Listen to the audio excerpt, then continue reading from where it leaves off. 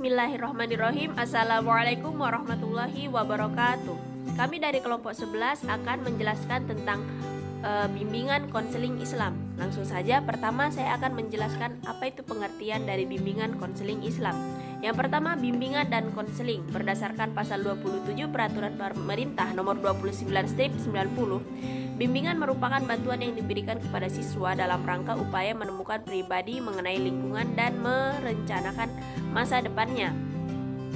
Dan menurut Muhammad Surya, bimbingan adalah suatu proses pemberian bantuan yang terus-menerus dan sistematis dari pembimbing kepada yang dibimbing agar tercapai kemandirian dalam pemahaman diri dan perwujudan diri, dalam mencapai tingkat perkembangan yang optimal dan menyesuaikan diri dengan lingkungannya.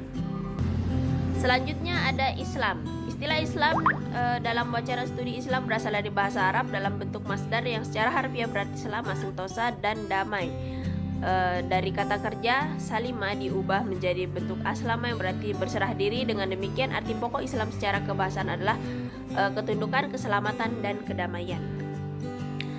Selanjutnya bimbingan konseling Islam. Jadi secara sederhana gabungan dari masing-masing istilah dari poin 1 dan 2 tersebut dapat dikatakan satu dengan yang lainnya sehingga menjadi sebuah bimbingan konseling Islam. Dalam hal ini bimbingan konseling Islam sebagaimana dimaksudkan di atas adalah terpusat pada 3 dimensi dalam Islam, yaitu ketundukan, keselamatan, dan kedamaian.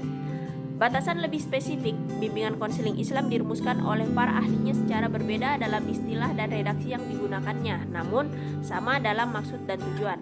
Bahkan satu dengan yang lain saling melengkapinya. Berdasarkan beberapa rumusan tersebut, dapat diambil suatu kesan bahwa yang dimaksud dengan bimbingan konseling Islam adalah satu proses pemberian bantuan secara terus-menerus dan sistematis terhadap individu atau sekelompok orang yang sedang mengalami kesulitan lahir dan batin untuk dapat memahami dirinya dan mampu memecahkan masalah yang dihadapinya, sehingga dapat hidup secara harmonis sesuai dengan ketentuan dan petunjuk Allah dan Rasul-Nya demi tercapainya kebahagiaan dunia dan akhirat.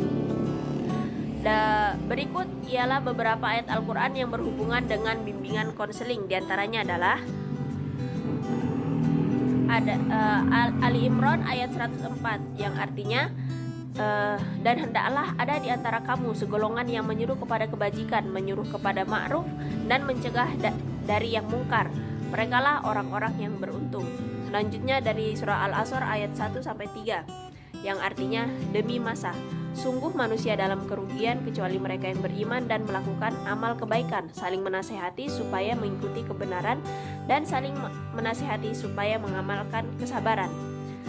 Dan selanjutnya juga ada dari surah An-Nahl ayat 125 yang artinya serulah yakni manusia kepada jalan Tuhanmu dengan hikmah dan pelajaran yang baik, dan bantahlah mereka dengan cara yang baik. Sesungguhnya Tuhanmu dialah yang lebih mengetahui tentang siapa yang tersesat di jalannya, dan dialah yang lebih mengetahui orang yang mendapat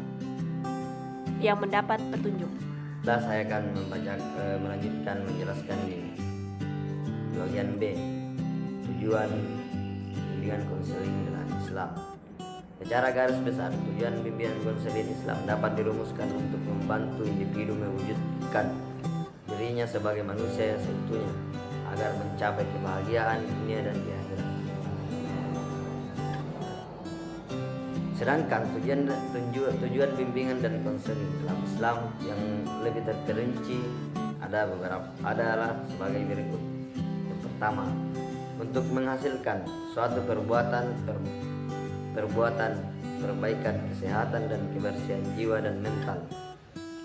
Kedua, untuk menghasilkan suatu perubahan, perbaikan dan kesopanan tingkah laku yang dapat memberikan manfaat baik pada diri sendiri, lingkungan keluarga, lingkungan kerja maupun lingkungan sosial dalam alam sekitarnya. Nah, yang ketiga, untuk menghasilkan kecerdasan rasa atau emosi pada individu sehingga muncul dan berkembang rasa keinginan untuk berbuat taat kepada Tuhannya. Sedangkan dalam bukunya bimbingan dan konseling dalam Islam, Aunur Rahim Fakih membagi tujuan bimbingan dan konseling Islam dan tujuan umum dan tujuan khusus. Tujuan umum adalah membantu individu mewujudkan dirinya sebagai manusia seutuhnya agar mencapai kebahagiaan hidup di dunia dan di akhirat. Untuk materi selanjutnya yaitu C. Urgensi bimbingan konseling Islam dalam pembelajaran. Dasar pemikiran penyelenggaraan bimbingan dan konseling di sekolah ataupun madrasah bukan terletak pada ada atau tidak adanya landasan hukum atau perundang-undangan atau ketentuan dari atas, namun yang lebih penting adalah upaya memfasilitasi peserta didik yang selanjutnya disebut konseli agar mampu mengembangkan potensi dirinya atau mencapai tugas-tugas perkembangan menyangkut aspek fisik, emosional, intelektual, sosial, dan moral spiritual. Konseli sebagai seorang individu yang berada dalam proses berkembang atau menjadi atau on becoming, yaitu berkembang ke arah kematangan atau kemandirian. Untuk mencapai kematangan dan kemandirian tersebut, konseli memerlukan bimbingan karena mereka masih kurang memiliki pemahaman atau wawasan tentang dirinya dan lingkungannya, juga pengalaman dalam menentukan arah kehidupannya. Dengan demikian, pendidikan yang bermutu efektif dan ideal adalah pendidikan yang tidak mengesampingkan bimbingan dan konseling. Pendidikan yang hanya melaksanakan bidang administratif dan instruksional dengan mengabaikan bimbingan dan konseling hanya akan menghasilkan konseli yang pintar dan terampil dalam aspek akademik, tetapi kurang memiliki kemampuan atau kematangan dalam aspek kepribadian. Untuk mencapai tujuan pendidikan yang dicita-citakan itu, bimbingan konseling di sekolah diorientasikan kepada upaya memfasilitasi perkembangan potensi konseli yang meliputi aspek pribadi, belajar, dan karir atau terkait dengan perkembangan konseli sebagai makhluk yang berdimensi biopsikososiospiritual atau biologis, psikis, sosial, dan spiritual. Sekian dari penjelasan kelompok kami. Wassalamualaikum warahmatullahi wabarakatuh.